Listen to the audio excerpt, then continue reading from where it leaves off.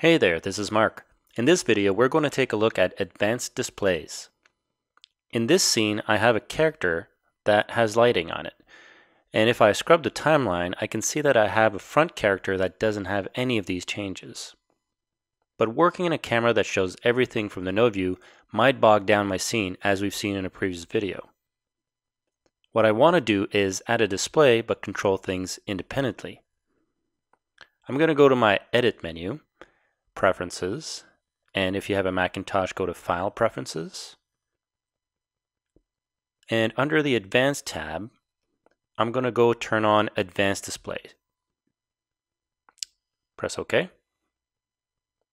You'll notice that we see the display up here as well as here in the camera view and down here in the timeline. And each of these displays are set to default, which means that if it's set to default, it will show the display chosen in my main toolbar.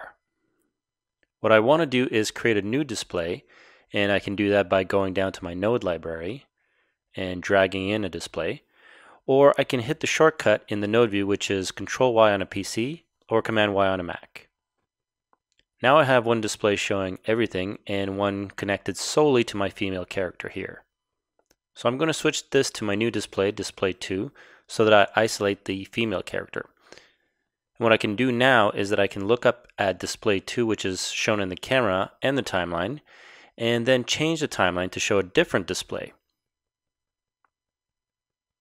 I can even add a third display and change that to Display 3. Now I'm viewing Display 2 in the camera, but the timeline is showing Display 3, which is my male character. So what I want to do is I want to go in and edit the highlight. I can go to my timeline with the highlight selected and hit O. And this will bring me to the highlight node for Terry, the male character. And as I scrub through, I can see where the changes are happening on the highlight for Selena. So I just want to edit those changes on Terry to match.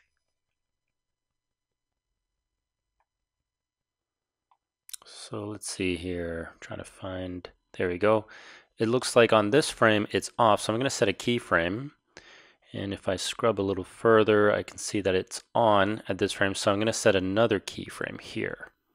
And I'm going to hit this little plus sign, and I'm going to be able to edit the alpha channel on that highlight. So I'm going to set that first keyframe to 0, and second keyframe here I'll set to 100. Holding at 100 until about here, and coming back down to 0, so about here.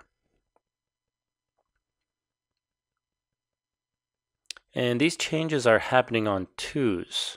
So you can see that they aren't changing on every single keyframe, so we're going to make sure that the same thing happens in this animation of the highlight.